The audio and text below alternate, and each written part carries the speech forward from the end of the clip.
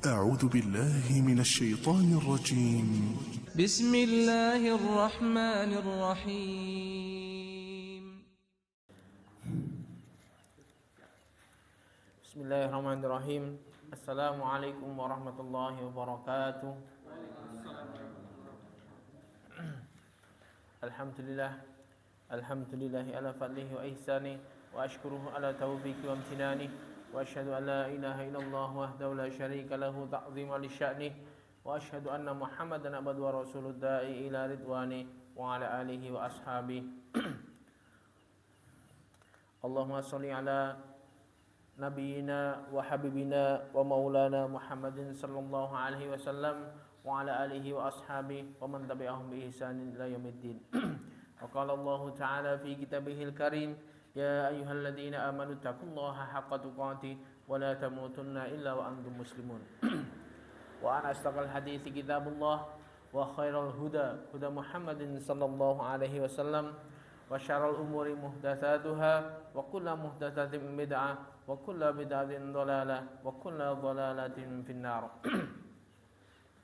Ma'asyiral muslimin rahimani wa rahimakumullah.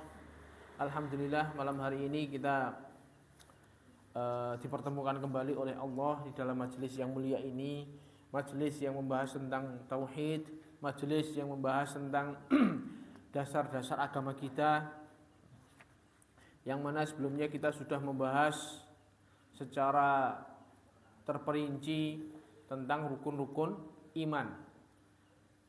Kita sudah membahas tentang iman kepada Allah, iman kepada malaikat, iman kepada kitabnya, iman kepada para rasul, iman kepada hari akhir. Dan yang terakhir pembahasan kita menginjak pembahasan yang baru yaitu beriman kepada qadar yang baik maupun yang buruk. Ini sehingga dengan mempelajari rukun iman secara terperinci, kita semakin mengenal Allah, kita semakin mencintai Rabb yang diri kita ada di genggamannya, sehingga semua gerak-gerik kita tidak keluar dari ketentuannya. Tentang beriman kepada takdir Allah, ini seperti biasa mengawali pembahasan kita bahas dari sisi bahasa dulu. Pengertian yang sering kita yang sering kita dengar itu ada yang namanya qadha dan juga qadar. Apa to jane? Qadha, qadar. Al-qadha dan al-qadar adalah dua kata yang apabila berdampingan maka masing-masing memiliki makna sendiri-sendiri. Jadi ketika disebutkan qadha dan qadar itu masing-masing punya makna sendiri-sendiri. Tapi kalau disebutkan salah satunya misalnya al-qadha tok, ya maksudnya ya qadha ya qadar. Misalnya disebutkan qadar tok ya mencakup kesemuanya. Al-qadha secara bahasa di antara maknanya adalah memutuskan, menyelesaikan, menyempurnakan dan mewajibkan. Ini secara bahasa ya.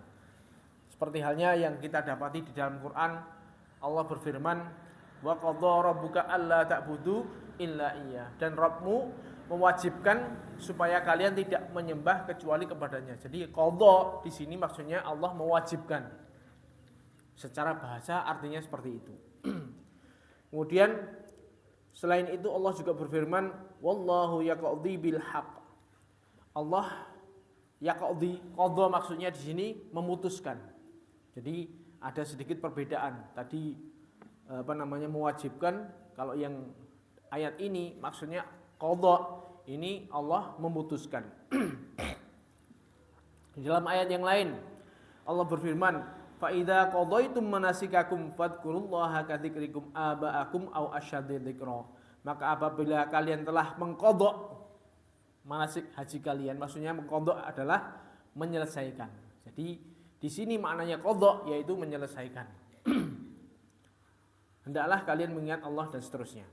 Surat Al-Baqarah ayat 200. Jadi fa idza qadaitum, kalau menurut ayat Al-Baqarah ini maksudnya qadha itu menyelesaikan. Jadi ada sedikit perbedaan makna. Jadi secara makna ada yang maknanya memutuskan, ada yang maknanya menyelesaikan, dan ada yang maknanya menyempurnakan, dan juga ada yang maknanya mewajibkan. Namun yang kita kalau pengertian secara syariat, maksudnya pengertian yang dipahami oleh para ulama ketika disebutkan al-qadha, ini maksudnya adalah apa yang Allah putuskan pada makhluknya, baik berupa pengadaan, peniadaan, atau perubahan sesuai dengan qadar atau ketentuan Allah sebelumnya. Jadi qadha itu adalah eksekusi dari qadar. Kalau kita konteks pembahasannya tentang masalah takdir, ada namanya qadha, berarti qadha itu adalah eksekusi dari qadar. Allah sudah mengqadar dulu sebelum menciptakan alam semesta ini lah, pas pelaksanaannya namanya qadha. Ini al-qadar. Kemudian selanjutnya al-qadar secara bahasa adalah menentukan. Ini secara bahasa ya. Maknanya menentukan. Adapun makna al-qadar ketika kita di telinga kita diperdengarkan qadar, yang dimaksud qadar adalah apa yang sejak dulu atau azali Allah sudah tentukan akan terjadi. Jadi makhluk yang Allah ciptakan pertama kali adalah kolam, pena.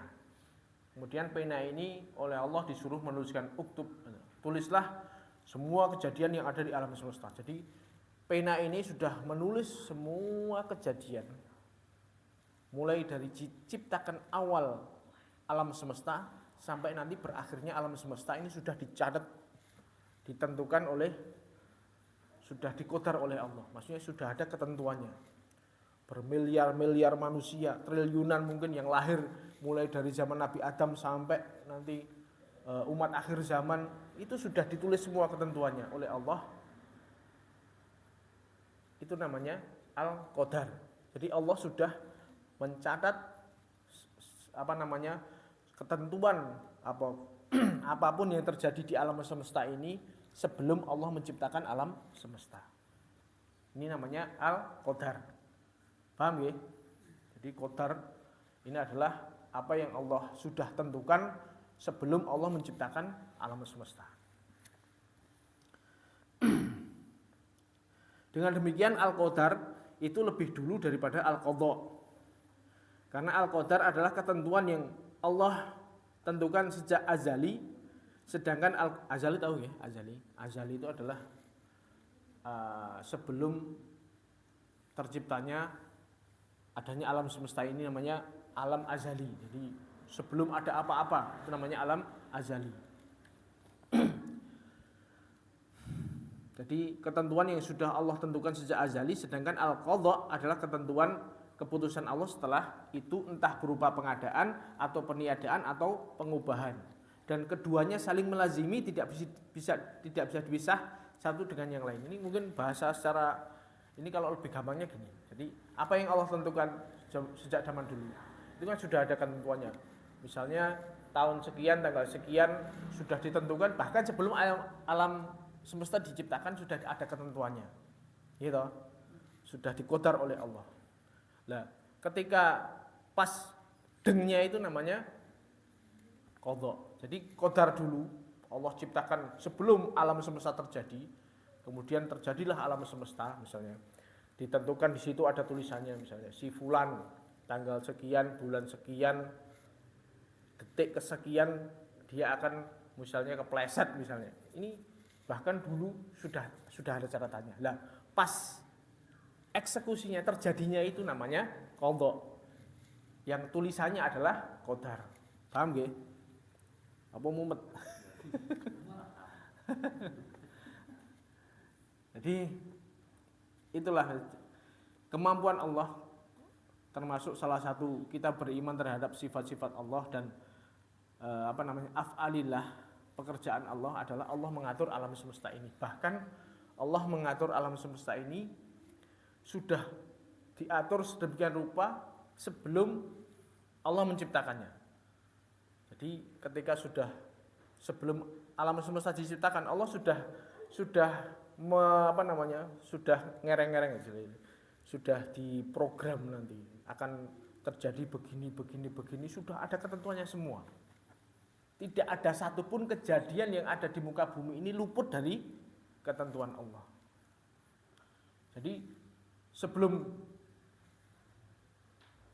alam semesta ini ada, sudah ada catatannya akan terjadi demikian. Lah, kita sudah tinggal menjalaninya. Lah, pas ketentuan terjadi itulah namanya qadha. Jadi antara qadha dan qadar itu duluan qadar. Qadar dulu dicatat, baru nanti pas dengnya itu namanya qadha, ketentuan Allah. Kadang ya bisa ditetapkan, bisa dihilangkan atau bisa dirubah. Itu tergantung kehendak Allah. Jadi kita harus betul-betul yakin kita ini diatur oleh Allah sangat detail. Kekuatan Allah atau kemampuan Allah itu sangat luar biasa sehingga miliaran manusia, triliunan manusia yang ada di muka bumi ini tidak sama sekali tidak keluar dari ketentuan Allah. Semuanya sudah diatur. Sudah ditentukan bahkan sebelum manusia diciptakan. Kita belum lahir 50.000 tahun sebelum bumi langit diciptakan sudah ada tulisannya. Nanti akan begini. Semua kita tinggal menjalani apa yang sudah ditentukan oleh Allah. Ini termasuk keyakinan yang harus kita yakini.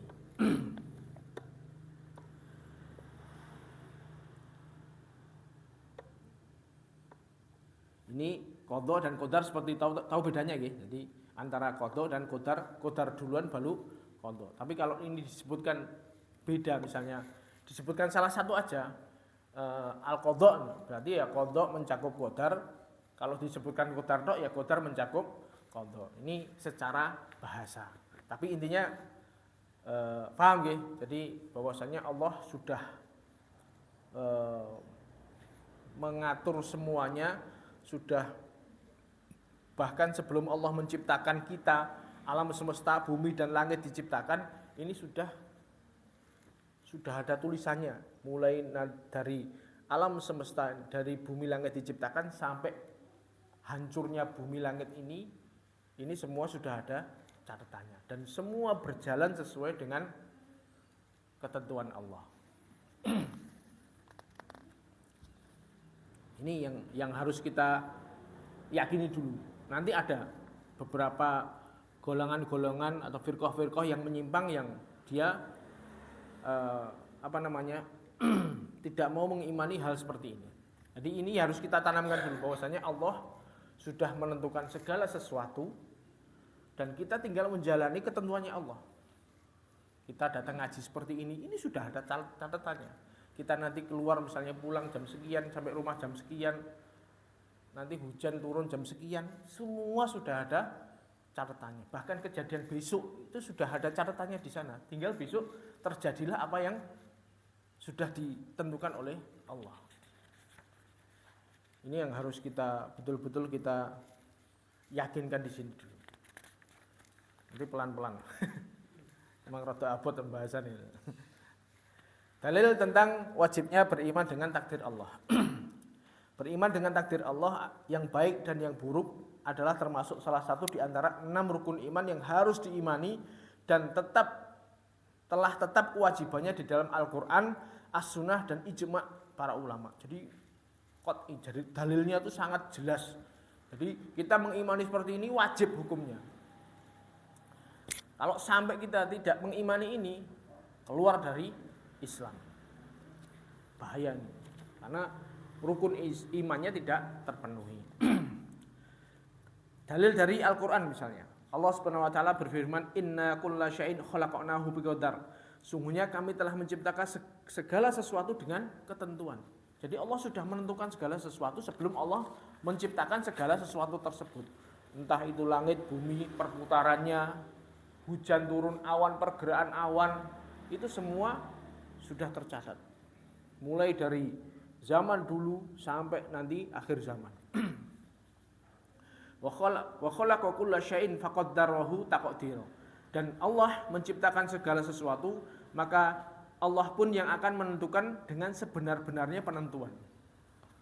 Jadi betul-betul ditentukan oleh Allah.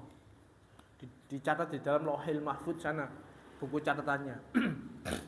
Dan Allah Subhanahu wa taala berfirman, "Wa kana amrullahi qadaran maqdura." Dan perkara Allah adalah ketentuan yang sudah ditakdirkan. Semua yang terjadi di alam semesta ini tidak satu pun yang luput dari ketentuan yang sudah Allah tentukan. Jadi jangan kita bayangkan bahwasanya Allah menciptakan kita ini autopilot. Ini termasuk keyakinan yang menyimpang, bahwasanya sebagian orang menganggap Allah ini hanya merancang saja. Jadi manusia diciptakan begini, sifatnya begini, tapi berjalan dengan sendirinya dan Allah tidak tahu apa yang terjadi. Itu termasuk keyakinannya orang-orang Yahudi yang sehingga mereka ketika manusia saling membunuh, saling bertengkar, saling menumpahkan darah di dalam Injil yang di dalam kitab Perjanjian Lama kan ada, dan menyesallah dia. Allah menyesal karena sudah menciptakan manusia. Ini berarti Allah nggak tahu apa yang terjadi sehingga Allah menyesal kenapa menciptakan manusia. Keyakinan kita nggak seperti itu. Keyakinan Ahlus Sunnah, orang Islam, harus betul-betul kita meyakini bahwa Allah sudah menentukan segala sesuatu dan semuanya yang terjadi ini berjalan sesuai dengan ketentuan Allah.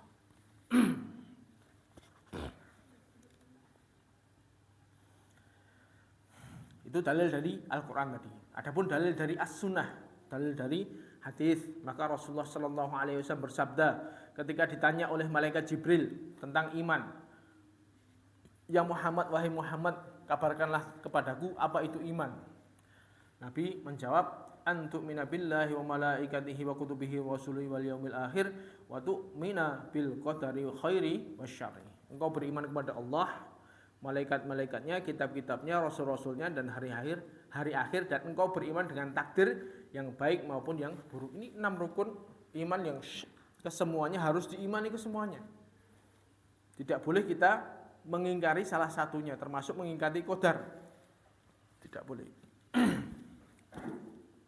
Dan beliau Rasulullah Shallallahu Alaihi Wasallam bersabda, "Kullu syai'in biqadar, hatal ajzu wal kais." Segala sesuatu itu semuanya sudah ditakdirkan oleh Allah, bahkan sampai ketidakmampuan seseorang dan kecerdasan seseorang. Allah sudah atur semuanya. Ada orang yang mampu begini, ada orang yang pinter, cerdas, ada orang yang kurang, tidak mampu, mungkin ya lolak sidik ya. Ini semuanya sudah ada takarannya. Akhlaknya ini rodok full, ini akhlaknya rodok separuh, ini akhlaknya kurang. Semuanya sudah ada ketentuannya. Semuanya sudah ada ketentuan dari Allah. Ini dalil dari hadis.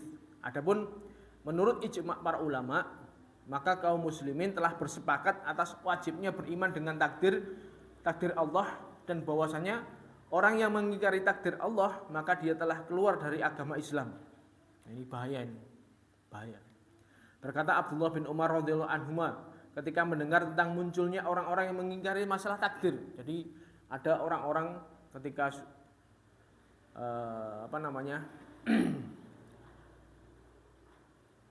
filsafat masuk ke dalam Islam sehingga otak-atik mikir-mikir, sehingga bahkan mereka memikirkan tentang otak-atik tentang sifat-sifat Allah. Mereka ya itu tadi mengatakan bahwasanya Allah tidak tahu segala sesuatu, sesuatu terjadi baru Allah tahu. Jadi mereka tidak meyakini Allah mentakdirkan segala sesuatu. Mereka hanya meyakini bahwasanya Allah menciptakan dan memberikan sifat-sifat tertentu sehingga mereka berjalan sebagaimana apa adanya. Sehingga Allah tidak tahu apa yang akan terjadi. Dan Allah baru tahu ketika sesuatu itu terjadi. Ini menurut keyakinan mereka. Dan Ibnu Umar ketika dikabari tentang keberadaan orang-orang ini, beliau sangat marah. Beliau sangat marah. Beliau mengatakan, "Fa idza lakita ulaika fa akhbirhum anni bari'um minhum wa annahum bura'u minni." Ketika kalian ketemu sama orang-orang itu, kabarkanlah kepada mereka bahwasanya saya berlepas diri dari mereka dan mereka bukan termasuk golongan saya. Jadi lepas diri. Saya nggak mau bertanggung jawab. Istilahnya aku mending racaturan. Jadi saya berlepas diri dari keyakinan batil mereka. Walladzi yahlifu bihi Abdullah bin Umar law anna li ahadihim mithla Uhudin dhahaban fa anfaqahu ma qubilallahu minhu hatta yu'mina bil qadar. Demi zat yang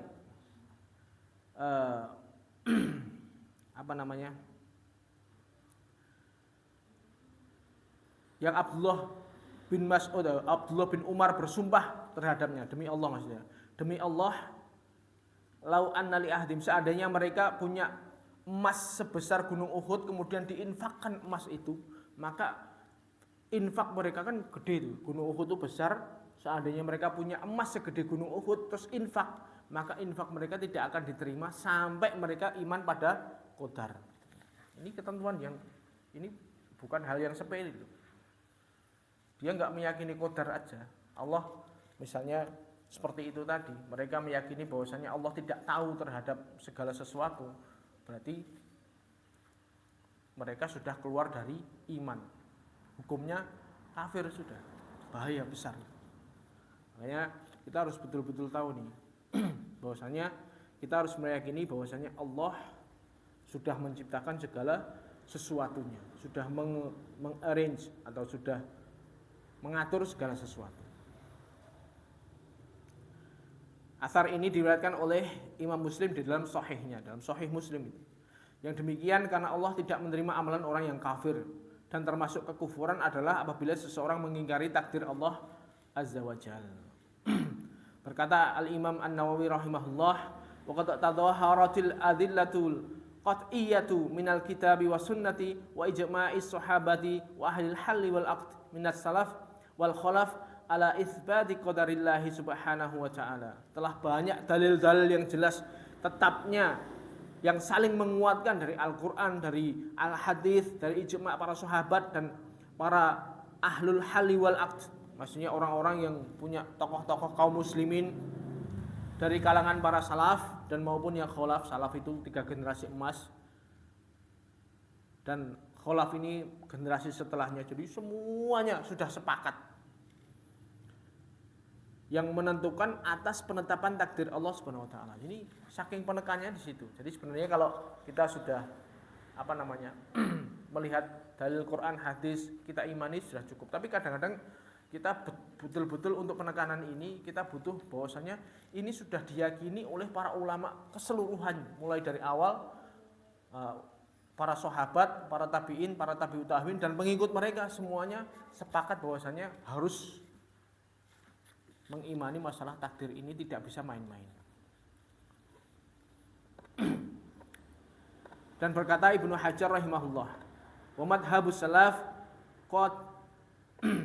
qadibatu annal umura kullaha bitakdirillahi ta'ala. Dan manhaj seluruh salaf bahwasanya perkara-perkara semuanya itu dengan takdir Allah Subhanahu wa taala. Jadi betul-betul harus kita meyakini bahwasanya apapun yang terjadi di dunia ini adalah sesuai dengan ketentuan Allah. Ini namanya beriman dengan takdir Allah. Ini yang harus kita betul-betul kita yakinkan. Kemampuan Allah itu luar biasa dan tidak terbatas. Kemudian selanjutnya ini rodok abot ya, jadi pelan-pelan. Paham kira-kira? Nah, itu tadi. Kita harus betul-betul memasukkan ini, meyakini bahwasanya Allah itu mengatur segala sesuatu yang ada di alam semesta ini dan semuanya berjalan sesuai dengan ketentuan Allah. Seandainya dirubah dari misalnya yang azali dari lauhul mahfuz dicatat misalnya ada perubahan sedikit, itu semuanya atas kehendak Allah. Atau seharusnya terjadi misalnya qadarnya tabrakan enggak jadi tabrakan, itu sesuai dengan qadarnya atau sesuai dengan kehendaknya Allah. Jadi semuanya adalah tetap pengaturannya Allah Subhanahu wa taala. Kemudian kedudukan iman dengan takdir di dalam agama Islam. Bagaimana kedudukannya? Iman dengan takdir ini posisinya di mana di dalam agama kita? Iman dengan takdir Allah memiliki kedudukan yang tinggi di dalam agama Islam. Di antara yang menunjukkan ketinggian kedudukannya adalah yang pertama, Beriman dengan takdir termasuk di antara 6 rukun iman yang harus diimani dan pokok akidah yang harus diyakini, yang tidak sah iman seseorang tanpa adanya iman dengan takdir. Jadi semuanya, misalnya dia iman dengan Allah, iman dengan Nabi Muhammad, iman dengan kitab-kitab, iman dengan yang lain-lainnya, rukun 6 ini, tapi tidak percaya dengan qadar tadi, maka semua keimanannya hilang dan dia statusnya adalah kafir. Kemudian beriman yang kedua, beriman yang benar dengan takdir Allah, yang mencakup beriman dengan ilmu Allah, dengan penulisannya, kehendaknya, penciptaannya, termasuk bagian dari mentauhidkan Allah di dalam rububiyah dan sifat-sifatnya. Jadi termasuk ilmu tauhid. Jadi semua segala sesuatu adalah pengaturan dari Allah. Karena al-qadha, memutuskannya, dan al-qadar, menentuan, adalah termasuk pekerjaan Allah, dan pekerjaan Allah adalah termasuk sifat-sifat Allah. Barang siapa yang tidak beriman dengan takdir, maka dia bukan seorang yang mengesahkan Allah di dalam rububiyahnya. Yang ini membawa pengaruh buruk pada tauhid uluhiyahnya. Adapun orang yang beriman dengan al-qadha dan qadar, maka akan terjaga tauhid rububiyahnya dan uluhiyahnya. Jadi otomatis saling melazimi. Jadi ketika kita meyakini bahwasanya ada ketentuan, misalnya segala sesuatu, ada perkara-perkara yang di luar ketentuan Allah, berarti kita meragukan pengaturan Allah. Ketika kita meragukan pengaturan Allah, otomatis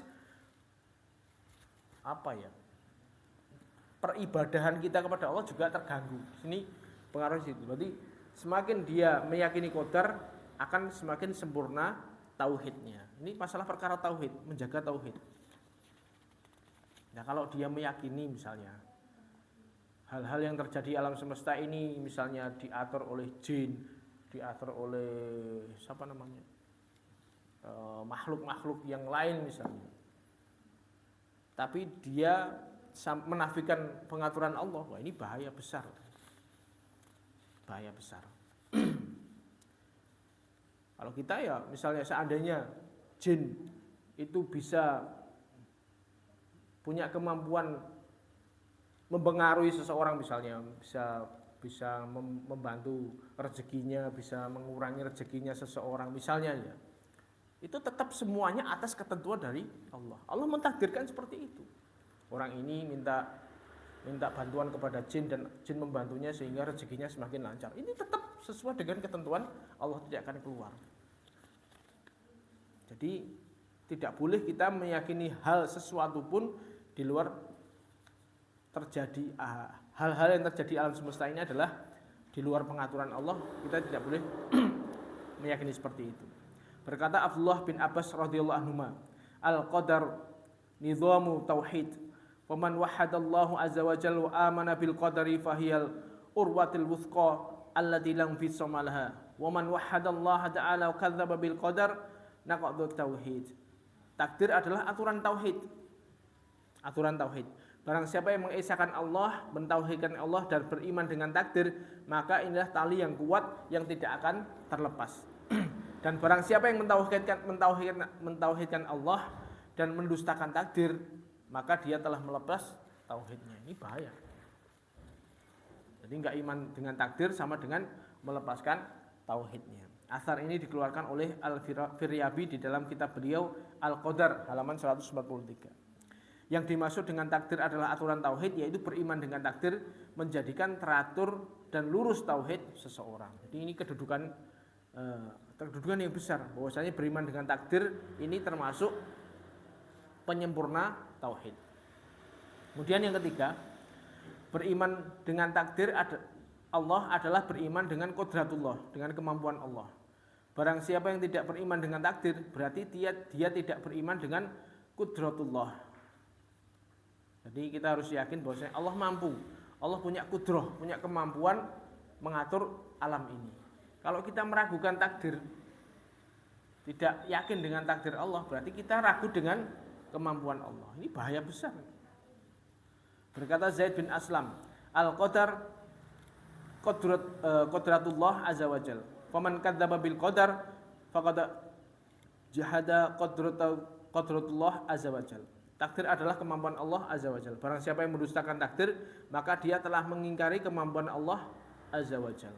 Asar ini diriwayatkan oleh Al-Firyabi di dalam kitab beliau Al-Qadar. Jadi itu. Mengimani takdir sama dengan kita mengimani kemampuan Allah. Kemudian kedudukan iman dengan takdir dalam agama Islam berikutnya yaitu beriman dengan takdir berkaitan dengan hikmah Allah, ilmunya, kehendaknya dan penciptaannya. Maka barang siapa yang mengingkari takdir berarti dia telah mengingkari ilmu Allah, kehendaknya dan penciptaannya. Jadi bahaya. Kalau sampai mengingkari takdir berarti berkaitan dengan pengingkaran dia terhadap sifat-sifat Allah. Kemudian yang kelima, beriman yang benar dengan takdir Allah akan membuahkan kebaikan yang banyak dan kebahagiaan di dunia dan akhirat yang nanti insya Allah pembahasannya di akhir silsilah ini nanti.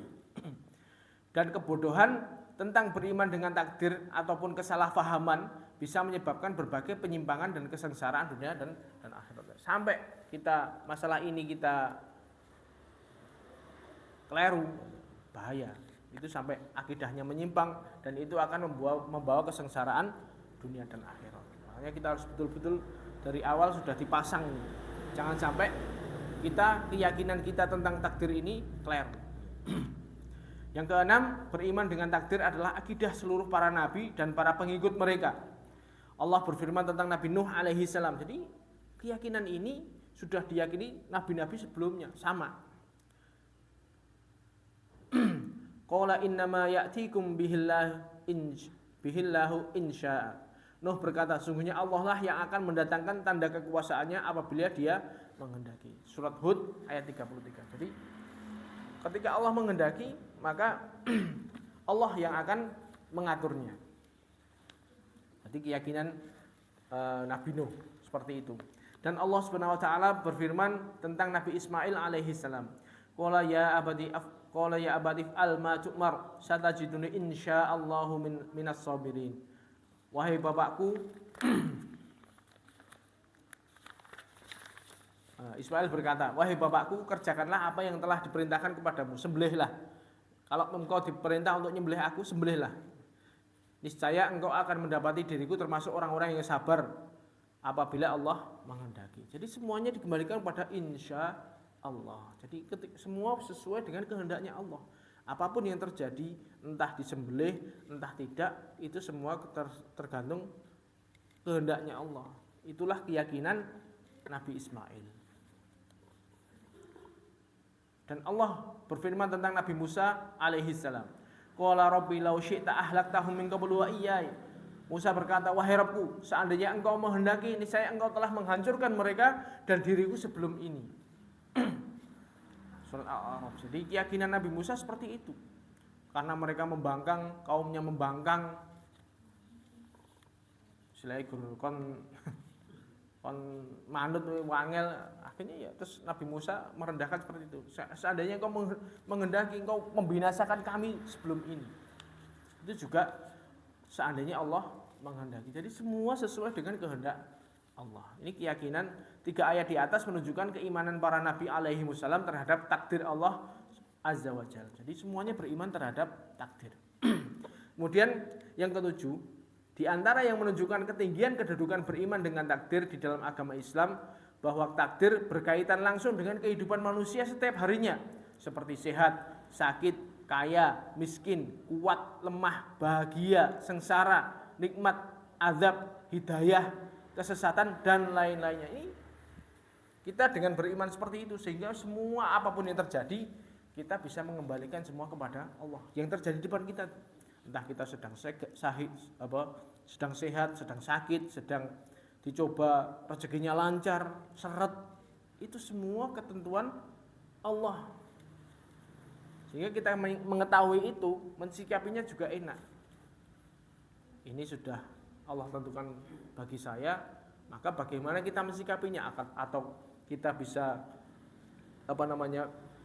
bersyukur, atau kita bisa mensikapi dengan bagaimana, atau kita meratapi diri kita. Jadi dan termasuk pembahasan qadar ini agak termasuk urgent karena ini berkaitan dengan kehidupan kita sehari-hari. Apapun semua lini kehidupan kita tidak akan keluar dari masalah ini. Makanya ini pembahasan rodok ruwet. Dan harus betul-betul jangan sampai kita mencelek di dalam masalah ini karena bahaya. Nah, terus bagaimana caranya? Nah, di sini ada tips ya. Cara beriman dengan takdir Allah. Cara beriman dengan takdir Allah adalah dengan mengimani marotibul qadar. Jadi tingkatan-tingkatan takdir yang di situ ada 4 tingkatan. Kita imani dulu.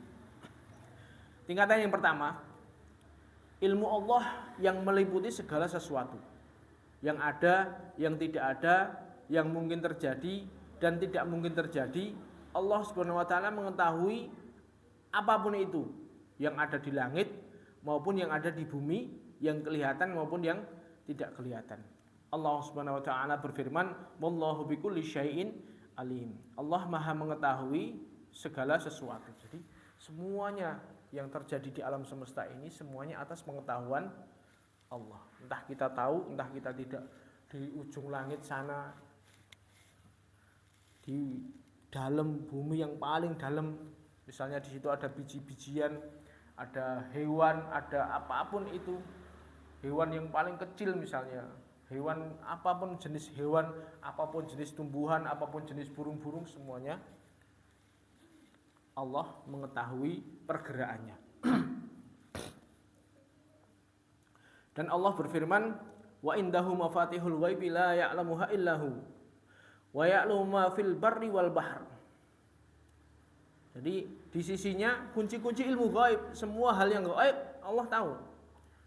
Tidak mengetahuinya kecuali Allah. Dan Allah mengetahui apa yang ada di daratan dan ada di lautan. Semuanya yang terjadi di laut, di darat, pergerakan makhluk-makhluknya itu Allah tahu semuanya. Wa ma tasqutu min waraqatin illa ya'lamuha. Coba bayangkan, daun jatuh itu Allah tahu. Pohon ini daun kesekian jatuhnya tanggal sekian, bulan sekian, detik kesekian, itu ada catatannya. Masya Allah. Coba bayangkan kita daun sekian dalam satu pohon ini ada berapa ratus, berapa mungkin ribuan daun. Itu daun jatuh itu ada catatannya. Wala habbatin fi dzulumatil ard, biji-bijian yang ada di dalamnya bumi itu nanti akan tumbuh. Misalnya, itu Allah sesuai dengan ketentuannya Allah, sesuai dengan catatannya Allah. Wala rotobin wala yabisin, tidak ada yang mungkin yang basah yang kering, illa fi kitabim mubin, semuanya tercatat di dalam kitab yang nyata, di dalam Al-Lauhil Mahfuz. Jadi semuanya tercatat oleh Allah, semua kejadian detail. Air hujan misalnya, air hujan ini curahnya sekian, ini semuanya diatur oleh Allah. Seandainya Allah mengendaki langsung kerannya dibuka gede langsung bros, ya bisa jadi. Tapi tidak seperti itu. Semuanya diatur oleh Allah sehingga sangat detail sekali. Allah mengetahui yang sudah terjadi, yang sedang terjadi, dan yang akan terjadi. Bahkan Allah mengetahui apa yang tidak terjadi seandainya terjadi, bagaimana kejadiannya. Ini mudeng-mudeng. Yang lalu wis genah, Allah sudah tahu. Ini yang sedang terjadi Allah tahu karena memang sesuai dengan ketentuannya. Yang akan besok terjadi, besok atau sampai 2 tahun lagi, 3 tahun lagi, Allah juga tahu yang akan terjadi. Yang enggak terjadi pun, seandainya itu terjadi, Allah juga tahu.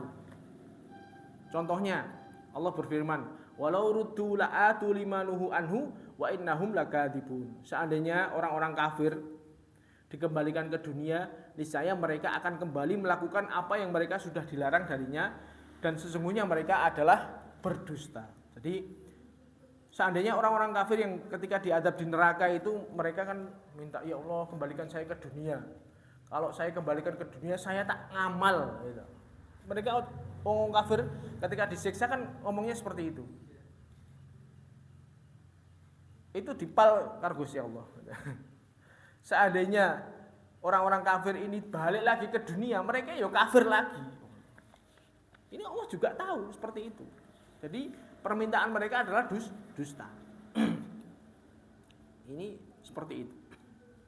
Dan Allah mengetahui apa yang dilakukan oleh makhluk sebelum Allah menciptakan mereka. Mengetahui rizki, ajal, amalan mereka, bergerak dan diamnya mereka, kesengsaraan dan kebahagiaan mereka. Bahkan Allah mengetahui siapa di antara mereka yang kelak akan masuk surga dan kelak siapa yang akan masuk ke dalam neraka. Sudah ada ketentuannya. Insya Allah. Bahkan sebelum mereka diciptakan.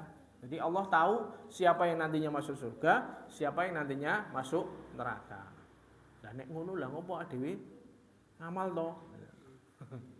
Lah enggak apa-apa kalau misalnya kita tahu kita bisa naik ke Lauhul Mahfuz, lihat nama kita kok ada di neraka ya wis ora usah ngamal ora apa-apa. Gandeng orang ngerti ya amal tetep amal lah. Karena kita enggak tahu barang gaib. Ketentuan Allah adalah hal yang gaib dan kita enggak tahu. Makanya kita cuman berusaha kita menjalankan apa yang kita bisa jalankan. Kita berdoa pada Allah, Allah memberikan hidayah kita bisa mengamalkan amalan-amalan ini. Ya kita cuman berharap ini bisa istiqomah sampai hayat kita. Tapi ada ketentuan, misalnya ada orang dalam hadis kan ada orang yang di situ beramal dengan amalan ahli surga. Dia selalu beramal dengan amalan ahli surga sampai tinggal sejengkal jaraknya dengan surga. Delalah dia mengamalkan dengan amalan ahli neraka, dia masuk ke dalam neraka. Ada toh dalam hadisnya seperti itu.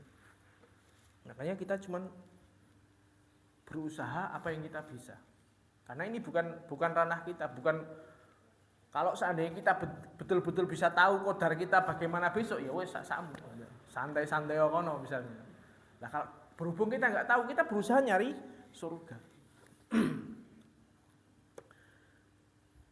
Rasulullah Shallallahu Alaihi Wasallam bersabda dalam hadis Ibnu Abbas radhiyallahu anhuma ketika Nabi Shallallahu Alaihi Wasallam ditanya tentang anak-anak orang musyrikin. Karena ada anak-anak orang musyrikin yang akhirnya mereka masuk ke dalam mengikuti agama bapaknya. Allahu a'lam bima kanu amilin. Allah lebih tahu tentang apa yang akan mereka amalkan. Hadis riwayat Bukhari dan Muslim.